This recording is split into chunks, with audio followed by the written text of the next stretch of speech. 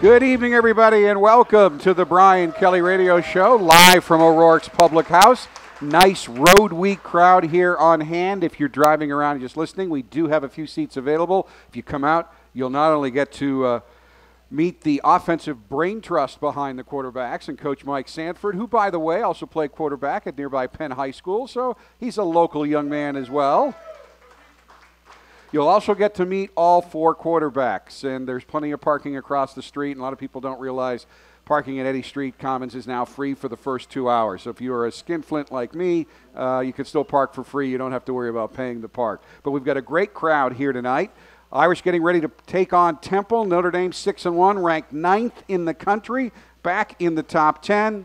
Temple having the best season they have ever had. So, of course, Saturday's game is the biggest game in the history of Temple University football. If you listen to the folks out there, game day will be there. They are 7-0, 21 in the AP, 22 in the coaches poll. They've sold out this game. They sold out their earlier game with Penn State, the first time since 1976 that Temple has sold out 2 games in the same season. So you know it's going to be a raucous atmosphere. However, I've done a lot of games in Philly. There's a lot of Irish fans in Philly. When those tickets first went on sale, I got a funny feeling a lot of Irish fans bought tickets for this game as well. So I think it is going to be a terrific evening of football. And a little stat that I'll bring up before Coach gets here, because he might slap me upside of the head when I say this, but Notre Dame on Halloween all time is 15-0.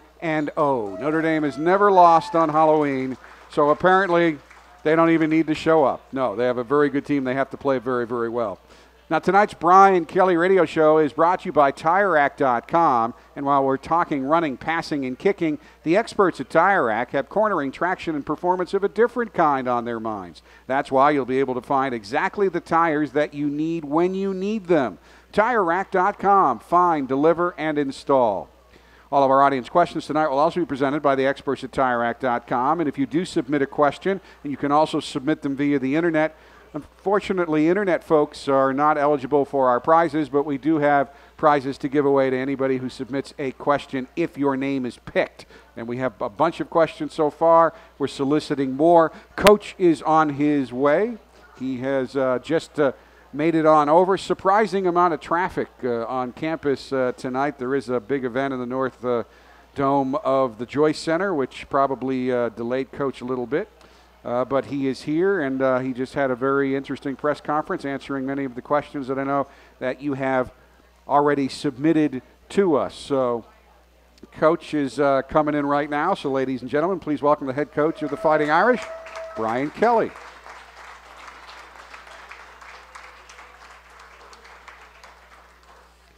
The team today wrapped up practice, wrapped it up inside. It's great to be able to have that facility because you don't hit a lot on Thursday, and when the weather is kind of blah like it is today, that actually helps you focus more if you can get out of the elements, especially when it's the time of year when the weather's changing and the cool weather seems different as opposed to something you've expected. Yeah, and we got an extra day on Monday, so we got on the grass on Monday and Tuesday. We're playing, the next 4 out of 5 weeks on grass, so, getting outside in the elements on Monday, Tuesday, and Wednesday, I thought, was the most important thing. And then today was, let's get it right. Let's have our guys locked in, good communication. I thought we got all those things done today. Situations, you want a good atmosphere for that today. So I was fine going inside today. It was a little breezy out there today, and I think you just get a lot more, guys locked in when you have a day like today. Obviously, the bulk of the work usually done by Thursday night. That doesn't mean you're not doing more work. You'll have a walkthrough in Philadelphia on Saturday. You'll have meetings tomorrow night. I mean, you go over all this stuff again. You reinforce it, but the bulk of the work done. And last week was a bye week, and it coincided with fall break for your team. So your guys actually were able to spread out. Many went home. Joe Schmidt went to the beach in California. Jerry Tillery took a quick trip to Dublin, Ireland, but they got off campus. They came back. Did you get the benefits that you hoped you would get from your guys getting away from both studies and football for 5-6 days? Only if we win the next 5 games, right? So, I think so. I think our guys, clearly needed that break regardless of the circumstances. It was midterm, so they needed the mental break as much as they needed the physical break. And, it's a challenging academic atmosphere here at Notre Dame, and so our guys needed to step away from the classroom, and so I think from that standpoint, they probably, enjoyed that as much as the football. I think our guys, they love to play. They love to play the game of football. So I think the break for them was mental as much as it was physical.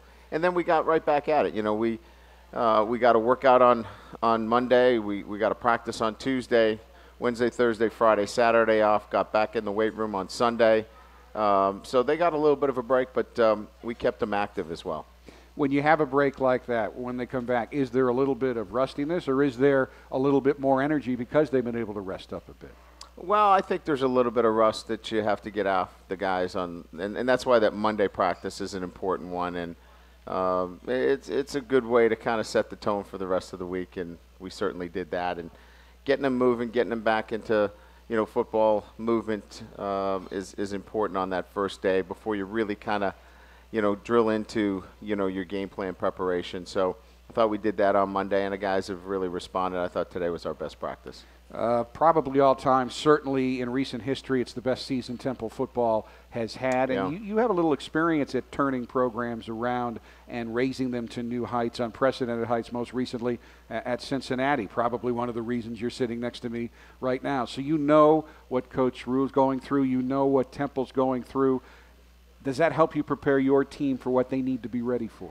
Well, this is certainly, for them, a one-shot deal. They're going to take a shot at it, and they've got nothing to lose. This does not impact them as much. They certainly are playing, for national ranking and an opportunity to play in a major bowl. But for them, it's a free swing, and that's kind of how I used to talk about it at Cincinnati. It's a free swing. Go and play and don't hold anything back, and I'm sure Temple will have that kind of mindset. Go after it. Nothing to lose here in this kind of atmosphere. You're playing in a sold-out stadium against, one of the great all-time programs.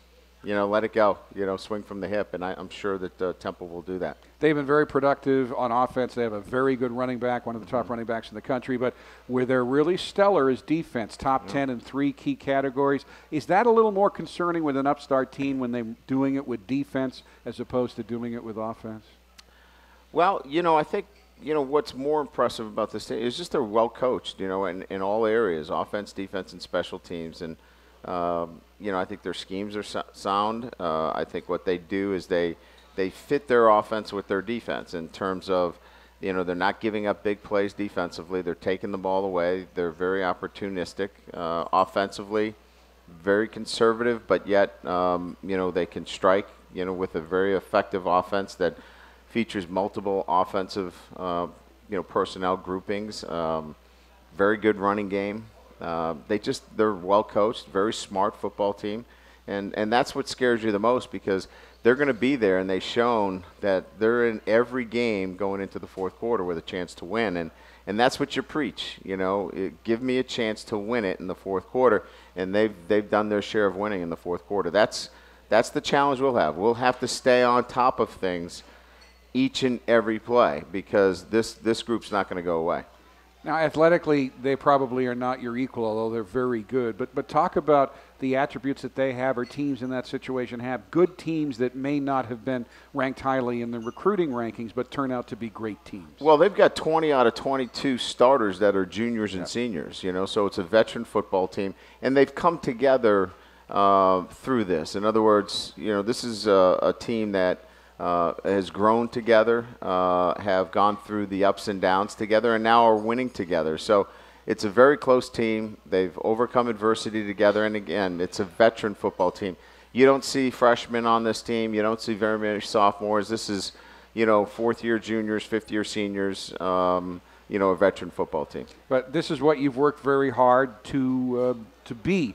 This is the situation that you wanted to be in. You're 3 points away from being undefeated. You are in the national championship picture, and to a certain degree, you control your own destiny. Yeah, I think all we need to worry about is ourselves. And Temple's a good football team. We respect Temple and what they've done, and I'm very impressed with their success and what they've done. And but this is about how we play. This is about how we go practice every single day, and that's all we concern ourselves with.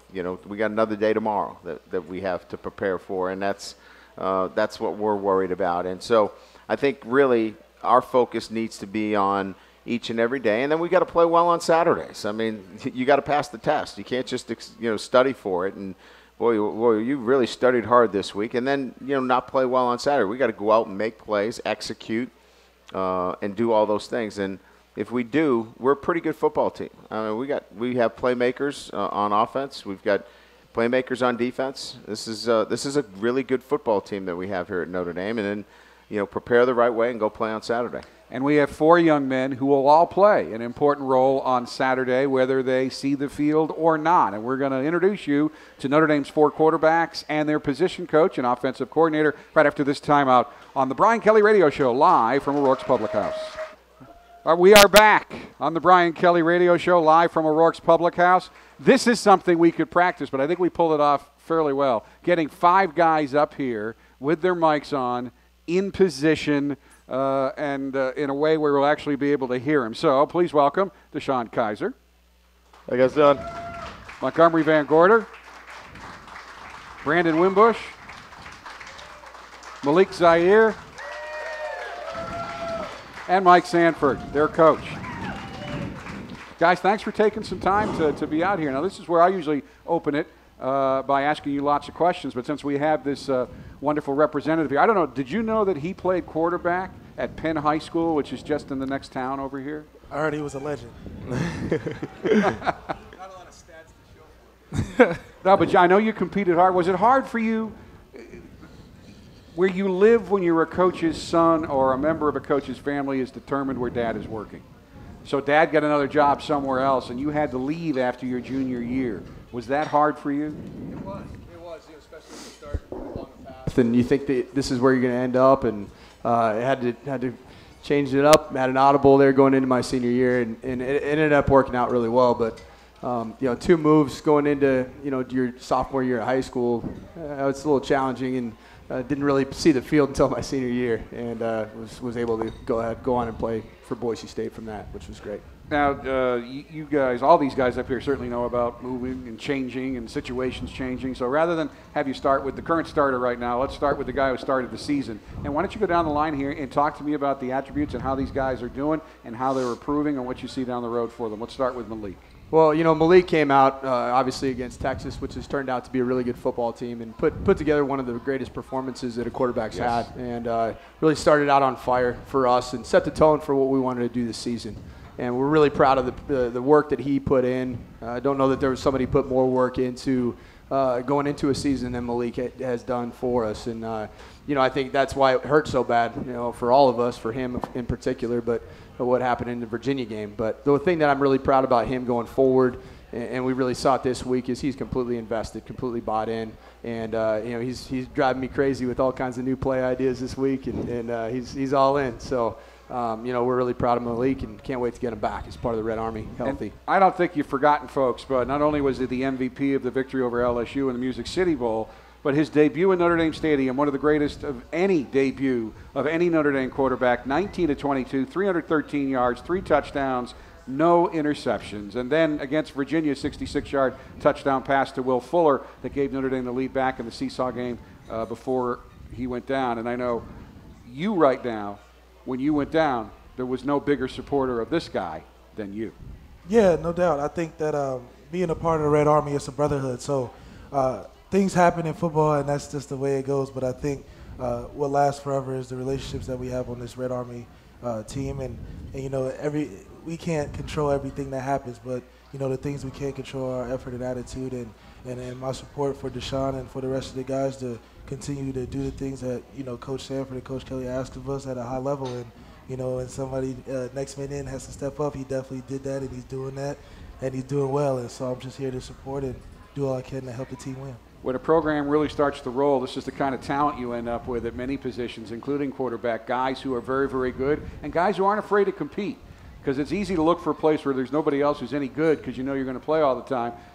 Brandon Wimbush, one of the top quarterbacks in the country when he came here, really. I know it's hard not to play as a freshman, but I think when you're here for a while, you learn, well, maybe this isn't so bad. I get to learn.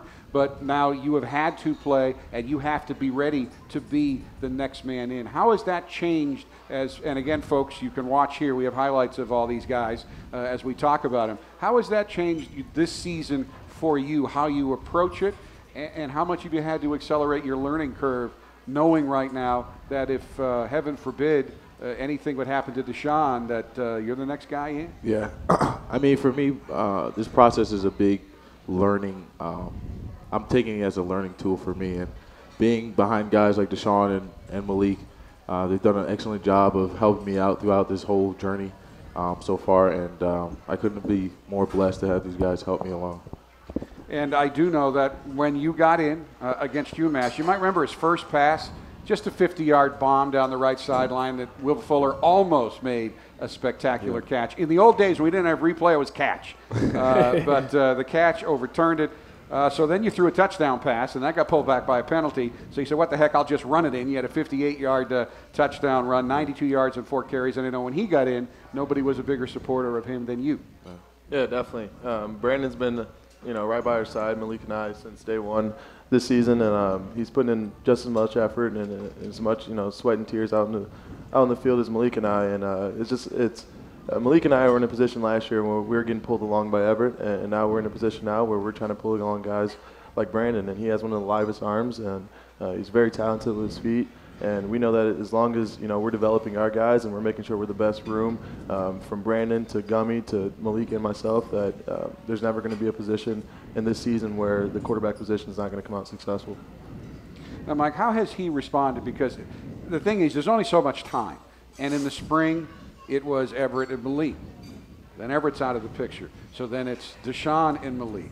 And then regrettably, then Malik's out of the picture, and suddenly he's in it. How has he responded to having to step into that situation where he's got to be ready to play, as opposed to maybe just learning and focusing, but not having to worry about not just learning, but knowing it just as much as anybody else does here? Brandon's had to mature quickly. He's had to learn on the fly. I mean, we're not going to lie. I mean, for about 2.5, 3 weeks of practice, he was almost not a functional quarterback from the standpoint of just the nerves. And it's a shock to the system when you go from thinking you're a red shirt, thinking that there's a very small chance that you're going to have to play, to all of a sudden, here we go. You're get ready for one of the top teams in the country in Georgia Tech, and I'm the next man in. That's something that we knew that Brandon had all the abilities. We knew he had the confidence and the intellect to be able to handle it, but he just had to get his legs underneath him. And in fact, in the UMass game, he could legitimately not throw a 5-yard hitch in warm-ups, and then he goes out there the very first throw and he uncorks it. It was actually 63 or 4 yards in the air.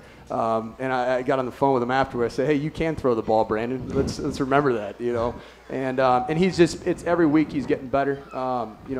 We're working on all of his footwork, working on his base, but really proud of the effort that he's putting in, and the confidence is growing day by day. And I think one thing that the average fan doesn't understand, because the game does look different from up above, and because I get to go to practice, I get to stand occasionally behind the offense and watch what our shotgun quarterback has to do. It's basically snap, 1, 2, 3, throw. And in that period of time, you've looked at 4 to 5 receivers, you've done reads, you've had maybe go off your first to the second. And all the while, these very large men are trying to come after you, and yet they do kind of want to hurt you. So you kind of have to ignore that and find the receiver. I think what all you guys do is remarkable, and Mark Armour, I think what you do is also remarkable.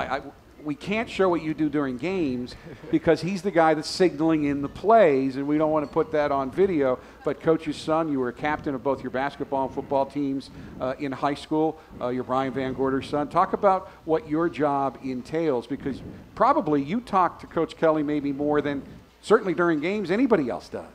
Yeah, I mean, honestly, with signaling, it took a little while to learn it. But, yeah, like you said, I communicate with the coaches, I communicate with Deshaun, I communicate with Brandon, everyone during the game. So sometimes maybe a call doesn't come in completely the right way, and then I have to ask. Was that a bus throw right there? Did you No, throw? that's not a bus throw. That's not a bus throw. We'll put that one on the board. But no. So it's definitely a whole different language, because like me and Deshaun he'll like look at me and I'll know what he wants to know if he didn't get the full play. But it's definitely cool. just to be able to communicate with the guys on a different level. So. Well, and your job's changed a bit too, because usually, let's be honest, the guy slinging the plays, usually there's almost no chance he's going to get in with the game on the line. But you now also have to be prepared because, I mean, you're like the Speaker of the House now. It may not be that likely, but you might end up being president. So has that changed? You have to know all the plays. You have to know how to signal them in, but you also now have to be able to execute as well. Yeah, I think being the signaler has actually helped propelled my knowledge of the offense. And I think as a quarterback, you have to prepare as if you're the starter every week, because that doesn't just benefit you. I can like discuss things with Deshaun that I see on the film, or we can all collaborate together. So I think maybe my preparations changed a little bit, but I think as a quarterback, you have to prepare as you're the starter every week. I know he did a great job last year as the scout team quarterback, but now do you have to work with him a little bit more just to make sure that he's up to speed to go in? Yeah, I knew right when I first got here, being around Gummy and just the limited amount that he was exposed to the offense last year, how quickly he picked it up. He's very, very sound intellectually, very smart, and picked everything up extremely fast in the spring. And Gummy's talented.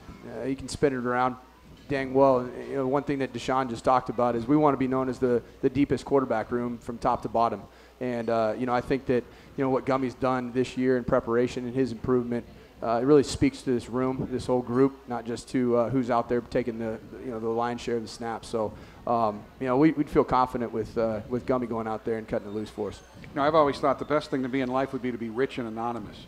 Rich so that you can provide anything you wanted for your family, and anonymous so nobody knew who the heck you were.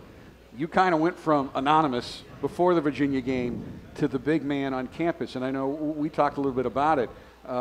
There is sometimes a downside to being in the public eye, and it's a responsibility. What's that transition been like for you? Because now everywhere you go, you are now the Notre Dame quarterback, and I guess the good thing is you're getting more and more attention because you're a very good Notre Dame quarterback. How have you adjusted, though, to that off-field stuff and the attention? Things have definitely changed since, the Virginia game. I just kind of got thrown to the fire. But with that being said, there's been so much that's going on with the season, and there's always such big games that we prepare for each week that you can't really get caught up in that. There's a lot of noise that goes on with being the Notre Dame quarterback and all the stuff that goes on off the field that you have to deal with. But when you're preparing for a great team each week and play the schedule that we play at Notre Dame, you're so caught up in your studies and your preparation for that game that it's kind of easy to throw all that noise to the side. I've taken good pride in making sure that either in the film room or I'm in the classroom as much as I possibly can to try to avoid that noise. And Coach Sanford, as well as all the seniors who've been a part of this, and Malik has done a good job with making sure that I'm focused up on nothing but the task at hand. We've put out a mission to try to go out and accomplish, and I know that in my position right now that it's going to take 100% effort each week. And with the help of these guys, I've done a really good job with trying to avoid all the extra stuff and just focus out on the task at hand each week. Next man in, it's part of the philosophy of this program, but again, he didn't get the snaps that you would want a starting quarterback to get in the spring. How has he adjusted to his new responsibilities, Coach? Well, he really responded to the challenge going into the summer, and he knew it. He sent me a text after the spring game, and he said I needed a rock-bottom moment, and that was his rock-bottom moment, was the spring game. And, to see the growth from that moment to where he was even in the summer, that's an attribute to exactly what he did. He went out and worked. He went out and changed his body. He got in a whole heck of a lot better shape with the help of Coach Longo and his staff. And we're just keeping him away from the buffalo wings tonight here at O'Rourke. So I think that'll be a good thing for him. But, he's a guy that it's a quick study, another guy that was always very dialed in the meeting room, was always dialed in at practice, even when he wasn't getting the reps. But when we went back and looked at spring, he had done some good things. We went back and studied the tape and saw where his good throws were, the areas that were deficiencies, and he had gotten more reps than I think we all had realized. He had turned nearly 200 reps in spring in those 15 workouts, and I thought that had a lot to do with his readiness to play. You guys all signed on to be the quarterback at Notre Dame, and all your friends and family expect you to walk on here as a freshman and be the big star. And you all have to work together, and you have to help each other, and you have to help each other play better and in part maybe keep you off the field. It's a very competitive situation, and yet it seems that this group in particular has tremendous chemistry love for each other, and that you really do only want to make sure you want to be out there too, but the bottom line is you want whoever is out there to be as good as they can possibly be, and that you're always prepared as they can possibly be, even if it may cost you somewhat personally down the future.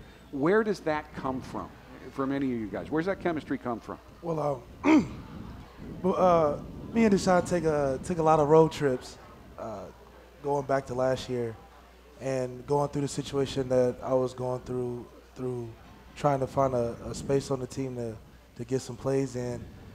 We discussed a lot about just the situation in general about being a quarterback here. So a lot of it was just the fact that, we don't really control who plays or not. That's Coach Kelly's decision, Coach Sanford's decision. But, I told Deshaun and as well as for any other quarterback on the Red Army that, I'm not looking to put anybody down. I'm not looking to do things to make it seem as if I should be playing or whoever should be playing over me. I just look at it as when you get your opportunity, you got to make the most out of it. So anytime that I wouldn't be in, or anytime that going through this, what I have been through so far, being at Notre Dame, it's just more about just helping the other guy. Like that always gets you further down the road than being too self-centered on what's going on at the task at hand. Like I said, we're still a part of a team. We're all on a football team together. So having the quarterback position be so singular, I think bringing that brotherhood and the fact that we're in this all together to accomplish the same thing for the team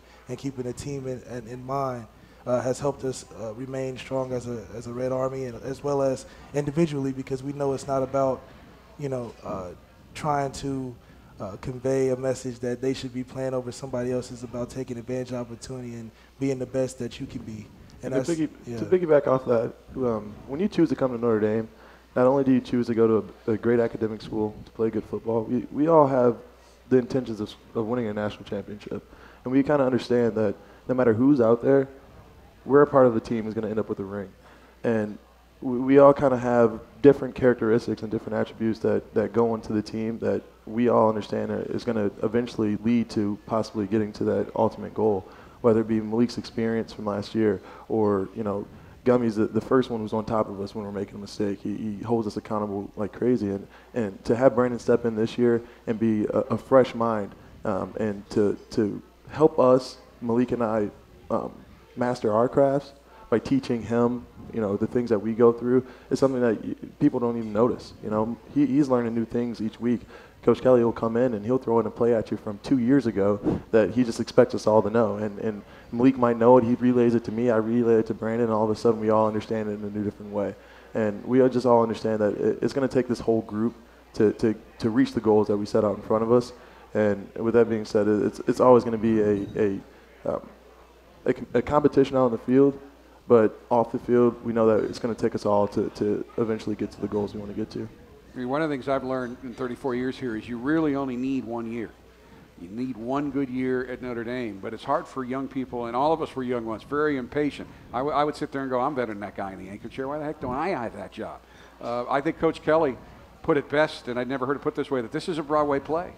And it opens in February, and by July you can be a star. But I still know it's hard for a guy like you not to be out there being the man like you were in high school. How have you adjusted? What have you learned in terms of dealing with that and preparing yourself for your chance, which is going to come? Yeah. We just don't know when.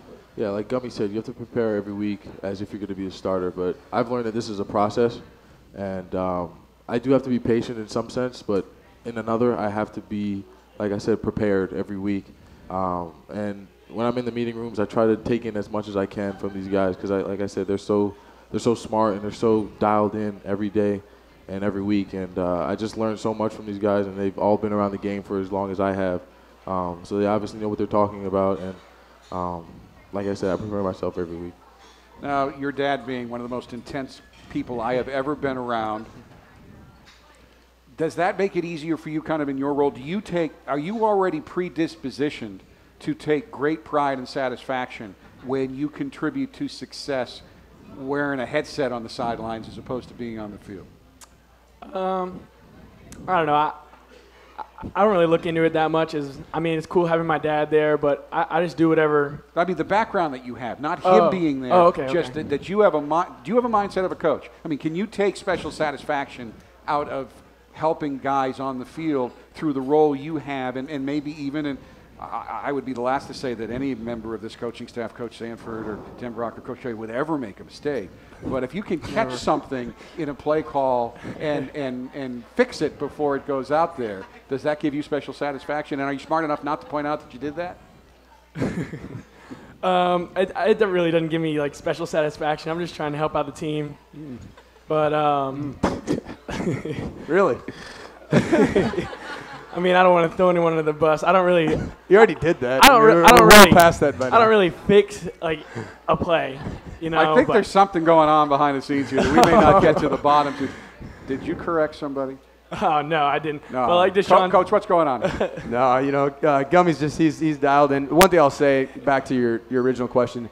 One thing that I was really afraid of is being put in a position in college football where I'd play on the same staff my dad was on, and it actually almost happened at Boise State. And I told my dad, if you get the head job at Boise State, I'm transferring, because I didn't want to have to deal with that. Yeah. I didn't know how to navigate that, and I'll really give a lot of credit to Gummy. The way that he's navigated that is he's a part of this team, and obviously, his dad will stop by the quarterback room every once in a while and rib us a little bit. But, he is 100% a part of this football team as a player, and that's it, not as a coach's kid. And I want to give him a lot of credit for how he's handled that, because that's not an easy thing to handle. Well, and I didn't mean to go there, so I fumbled the question a little bit, but I'm glad that we did go there because it is hard. It's very hard, and that's probably one of the toughest things to handle, and I've heard that from many people that you've handled it well. Right now, I'm not handling the breaks well, so we got to get some in. We have lots of sponsors on this show. We have audience questions for our quarterbacks. We'll get to those right after this timeout on the Brian Kelly Radio Show. 960 AM and 96.1 FM. WSBT News and Sports Radio. This is WSBT South Bend, award-winning news and Notre Dame football. All right, we are back. The Brian Kelly Radio Show, live from O'Rourke's Public House, presented by TireRack.com. We have audience questions for our quarterbacks, and Coach Sanford, jump in on any of these if you would like. This is Brian in Mishawaka. I guess this is almost going to be like the 60-second drill because you need to keep your answers short because there's a lot of questions. Why did you choose to play quarterback at Notre Dame? Well, my family and I put together a little formula. It was a style of play, the style of offense I was going to go into, academics. The coaching staff and location was the last one, and Notre Dame was just easily this fit for me, and I couldn't be more excited to be here. Growing up as a coach's kid, you know a lot about football, and one of the best programs, college football programs in the history is Notre Dame. So when I got the opportunity, along with football, the academics, you can't turn it down. So Yeah, they've said it all. I mean, I feel like Notre Dame proposed to me the best opportunity to be what I wanted to be. As a grown man, and I feel like all the opportunities that it has extended to me, I'll take definitely advantage of them. I like it because it's competitive, and we do a lot of competitive things, and you're really among the best of the best, and you can't get much better than that, so made it easy for me. And Mike, we can adjust that question for you. You were one of the hottest you still are one of the hottest young coaches in football. Why'd you choose to come here? I think for me, just having been around this place before and watched my dad coach here, these are the most memorable times as a coach's kid was being around this program. And the game day here is second to none. But I think the number one thing was this is a place that needs to win a national championship, and this is a place where you can win a national championship. And I wanted to be a part of that in a small way, along with these kind of guys, and constantly striving for that on a daily basis. Jerry List from South Bend, this is for you. Deshaun, how are you handling the daily stress of the game and your friends in the media? I guess I can go back to what we talked about earlier. You're just so focused up on game to game and week to week and everything else that comes along with that, as well as the academic end of things at Notre Dame, that it's pretty easy to try to avoid the media and things like that. Michael Birch does a great job with putting everything together in one day for me, where it's an hour and a half of work and it goes away, and from there on out it's all focused on the game plan and preparing yourself to go out there and play. So they put together a great support staff for me to allow me to get through that and not allow the stress to get too high. Malik Deans here from South Bend wants to know if your rehab is going on schedule. Yeah, I'm actually ahead of schedule. I'm walking in the next week. Well, I'm walking now, but I'm supposed to walk in the next week. And that's it. I mean, I'll be cleared before the season's over, so a lot of work to catch up on. That's good. Patience is not one of Malik's virtues. That's for sure. rather obvious. Yeah, that's been apparent from day one. He said he'll be cleared by the pit game for sure. So Yeah. You might have to put something in his coffee or something. No. Sean McNamee is here from Utah. Wants to know who is the funniest coach on the coaching staff. Coach Easton. Coach Heastan. Coach Easton. That's funny. That's not the answer I get from the line. I think it's Van Gorder. Oh, no way. That voice is like no other. No. I think Coach Sanford's pretty funny. hey, thanks, man. Appreciate it. had to say that after the earlier bus throw. Good move. Good move. Coach Kelly's pretty funny, too, so. All right, Brandon, I'm not going to let you escape this one. It's for everybody. Funniest coach. Coach Gilmore, I might have to go. That's a good pick. Great call. That's a good pick. Ben from South Bend, what is your secret workout tip for young athletes? What should young aspiring quarterbacks do? Eat a lot of fruit and vegetables so you Okay. get to your proper height and weight so you don't have to worry about it when you get to school. So That's a good tip. I think it's all about the mentality. Just understand that Brandon Wimbush is in Jersey trying to work to beat you out at all point in times. And what that I'm saying is, if you have high aspirations to play at the highest level, the recruiting throughout the nation, there's always going to be someone somewhere who's trying to outwork you. So just understand that anytime you have that desire to go play a video game rather than go get your workout in, there's someone who's going to be working. Yeah, I definitely think if you want to be a college football player, you can't take a day off. We don't get days off. Every day is a grind. So it just takes every day working at it and just striving to be your best and pushing yourself. So it's just self-discipline. Brandon? Going off like self-discipline, I think it's very important, very vital to make proper decisions along the whole way, along your journey to greatness. Because I've seen a lot of kids go down on their path and great athletes and had it all, but wrong decisions definitely can affect your path. It doesn't matter if they're a captain or not. Quarterbacks have to be great communicators, and I think we've just seen these guys are great communicators. We could go all night. We can't, so I'm going to shorten the 60-second drill to just the fun questions. And, Coach, again, you can jump in on any of these. I'll start. This one's kind of hard to answer, but funniest thing that's happened in practice this season. Justin Yoon running across the field. Oh my God. Threw a go ball to Will Fuller down the sideline, and Yoon didn't know that it wasn't the special teams period in the practice, and he goes flying across the field to try to get away from the ball. Looks like a safety. Looked like a safety. Yeah, I thought, who is 60 yards down the field? Well, I suppose if there's a block kick, you don't want the kicker picking it up. No way. That's probably good instinct on him. Almost lost Will Fuller and Justin Yoon in the same practice rep. It was not a good That's deal. not good. Not great. Hardest hitter on the team, and you guys usually are wearing red jersey, but not always. So who's the hardest hitter on this team from what you've observed? I'm probably the hardest hitter if somebody intercepts the ball. Really? Yeah, I definitely would take hold of that if I had to. Okay. I feel like They just haven't seen it yet. Hopefully you never see We it. don't really want to see it. I don't want to see you throw a pick just to show that. All right, best singer on the team. Sam Bush. Asmar. Asmar's pretty good. John Montelis. All right. Coach Yeah, Denbrock. Asmar. Coach Denbrock. Oh, really? Unbelievable. Good singer. Unbelievable. What era does he sing from? Kind of lounge singer. Lounge That's singer. kind of that He's a variety. lounge type of He's one of those guys that we play music in the offensive staff room. I'm in charge of it, of course, and whenever the music isn't going, he starts singing to remind me I need to turn the music on. So it's more like a Little Duncan Bill Shea Murray type of Saturday guy. Night Live-y lounge singer, or Way better. way better than yeah, that? Yeah, definitely. So are we talking Sinatra here? Yeah, not quite there. Donkey shade, Not with old blue eyes there. Wayne Newton. Yeah, Wayne I Newton. didn't Wayne even know Newton. you. Yeah, Wayne Newton know would Wayne be a good Newton. pick there for sure. All right. Best dancer on the team. Tory Hunter. Avery. Torrey Hunter. Tory Hunter. Tory Hunter. Avery knows choreographed Yeah, Torrey Hunter. stuff. Okay. Best comedian on the team. Hound shell. Chase House. Headshot hound shell. Chase for sure. Takes the cake. He's a walking show. Best dresser on the team. Brandon Wimbush. No question. I have to give. I'll it be to honest. Brandon. I'll be honest. I've been trying to pick up his style since he's been here. So where's this style come from, Brandon? It's a little Jersey swag, I have to say. I think it comes from the nose ring, but Oh, goodness. His high school is literally across the street from Manhattan, so Yeah. he's So got that New they're York. down there all the time. That Yeah, New yeah, York yeah. influence. Worst dresser on the team. Don't look at me. Don't look at me. Get out of here. I was the worst for a while. And who has supplanted you? I called you We out. got some rough dressers on. Got some rough dressers on the team. We all dress the same. I think we just dress comfortably. Comfortably. Yeah. Comfort's important. Yes, I would you- agree. But the worst dresser, probably the sloppiest dresser. So it has to be like a D lineman or something. Like Right. Bags So of now D clothes. linemen are sloppy. Another, say you can say O-line. that when you're wearing a red jersey most of the time. Otherwise, that's not smart. Player on the team most likely to become a coach. I asked that to everybody. Montgomery. All right, sorry. Montgomery. See, it's on. It's not just directed at you, Monty. Best thing about playing for Notre Dame. Playing with these guys, I would say. I mean, the people around you, the support that they show you.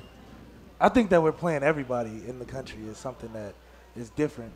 And that, we're not just playing in the conference when we travel an hour down the road. We got to travel California, we travel to Florida, we travel to New York. It's like, so you get the best of everything that you want. So we truly show that we are a competitive and great team.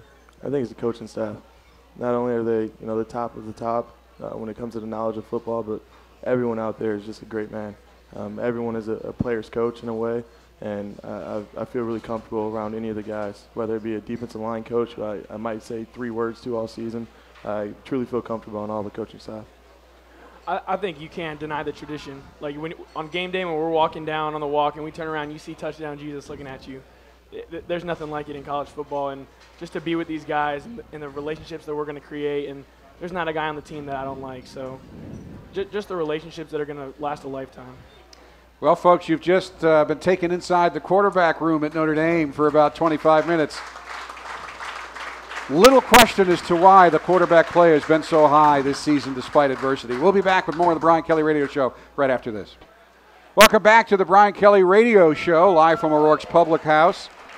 I guess there should be no surprise that that's one of the best player segments we've ever had. There's no question it is. First of all, I get a chance to sit in that room with those guys and Coach Sanford, so you can imagine that's the best part of my day easily. Getting a chance to watch Mike, interact with those guys, coach those guys, just an enjoyable part of my day to see their interaction, the coaching, the teaching, and all of them are learning every single day. So it's pretty special. You gave Deshaun about as high praise as a coach could possibly give any player, especially one who's started just this season after your second game, that today – in practice, he was like a guy, a fifth-year senior, both the way he communicated and led. I just thought his presence today was outstanding. He was loud, he was confident, he was decisive in his communication. He's still evolving mechanically like most quarterbacks are at his age. But he knew where he wanted to go with the football. He knew what he wanted to do, prior to the snap. And, anytime a quarterback is there and he's decisive in what he's doing, he's – I think all the things that we started with this year when we brought in, the leadership training, he exhibited that today. It was demonstrative, it was assertive, and I thought it came together today. Going to get some audience questions. We're going to be going quickly here because I got to get 3 breaks in the next 12 minutes. I'm sure, Coach, I know you feel terrible about that. Yeah, that'll work. Paul's here from South Bend. You mentioned that some of the kids are on fumes before the break. How did they come back? Oh, I thought that they, when I use that term, I'm talking about from a academic standpoint that they needed a break, because they work so hard. They're in a very challenging atmosphere, and they got their break. They got a chance to get away, and they were in great shape coming back. As you know, Delta Airlines is the official airline. Yeah, matter of fact, our group is here tonight. We are so blessed to have the best group with us tonight. We have a question from Gina and Jen. I knew I was going to get one from them. How much do you love your flight crew? Well, I don't think I could express it adequately. All they really care about is winning. So we're just going to tell you we love you when we win, so we'll win every game we're with you. How's that sound? You got it. Oh, when my schedule allows, I get to go occasionally. They even decorate the plane. Yeah, they brought the plane. It's right out back here. They flew it in. And landed it in. We'll be back with more on the Brian Kelly Radio Show right after this timeout. Welcome back to the Brian Kelly Radio Show, live from O'Rourke's Public House. We have Eric Hansen disciples here tonight. We have 3 questions. Injuries. About injuries. Carol Barber, Larry Pizzini. And that's not fair to Eric. Eric has been great. He just I kind of. Well, he just does it completely. I do nudge him a little bit about the injuries. But he's taking the mantle off everybody else. No He one does. No one Nobody else bothers because they know he's going to get it done. He goes right to it. Yeah, right. that's right. So give us the injury report. Well, we're pretty good. Obviously, we lost Alex Bars in the USC game for the year. Unfortunately, I think our 7th or 8th starter to a year-long injury. He'll be back, obviously. A very similar injury that Malik suffered. So we'll have to move some pieces around on the offensive line. Colin McGovern, Sam Mustapher now will have to play some center and some guard. Colin McGovern will have to get in there and play some guard and tackle. So we'll have to move some pieces around there, but we'll be okay. Lisa Morrison's here. She's from Granger. Is wondering about the status of Justin Brent.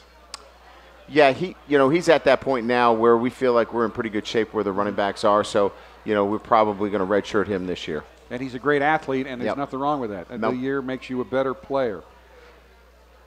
Jerry Liss, any plays this week with a 2-back set?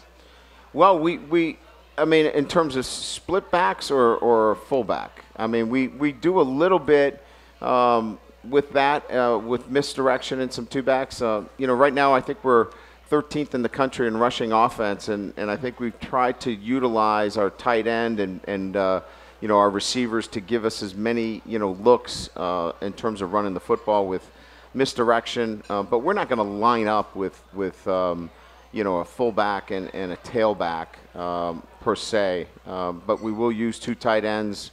We use a receiver to give us as many looks as possible. We'll be back to wrap the show up after our final break, right after this timeout.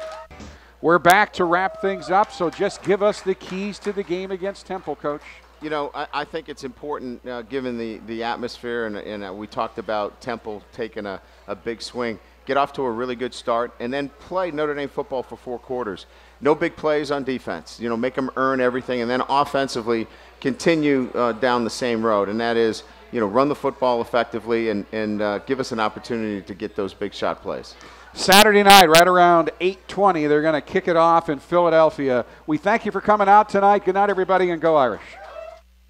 The Brian Kelly Radio.